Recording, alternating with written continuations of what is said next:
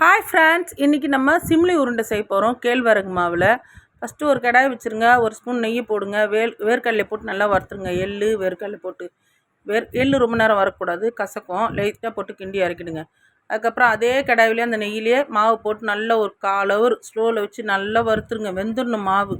அதுக்கப்புறம் எடுத்துகிட்டு தேவையான அளவு உப்பு போடுங்க. உப்பு போட்டு தண்ணி கொஞ்சம் கொஞ்சமாக தெளித்து மாவை கிண்டி கிண்டி அதுக்குள்ளே இட்லி சட்டியை வச்சு துணியை போட்டு வச்சுருங்க.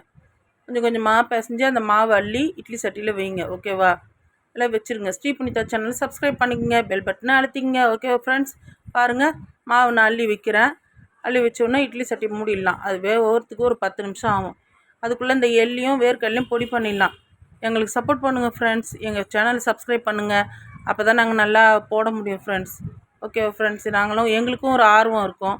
அதை இட்லி மாவு வேக வச்சு எடுத்துட்டோம். அதில் அந்த கேழ்வரகு வேக வச்சு எடுத்த பிறகு அந்த வேர்க்கடலையும் எள்ளு பொடி பண்ணதை அதில் போட்டுட்டு தேங்காய் போட்டுட்டு வெல்லம் துருவி போட்டுட்டு உண்டை பிடிச்சிக்க வேண்டியதான் ஃப்ரெண்டு. இது எங்கள் வீட்டில் அந்த காலத்துலேருந்து செய்கிறாங்க. இது எப்படி எல்லாருக்கும் தெரியுமா தெரியாதுன்னு எனக்கு தெரியாது.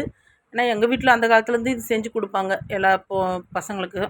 அதனால் இதை நீங்கள் செஞ்சு பாருங்கள். இது பொம்பளை பிள்ளைங்களுக்குலாம் இடுப்புக்கு பலம்னு சொல்லுவாங்க. அது மாதிரி செஞ்சு கொடுத்துருக்காங்க எங்கள் வீட்டில்.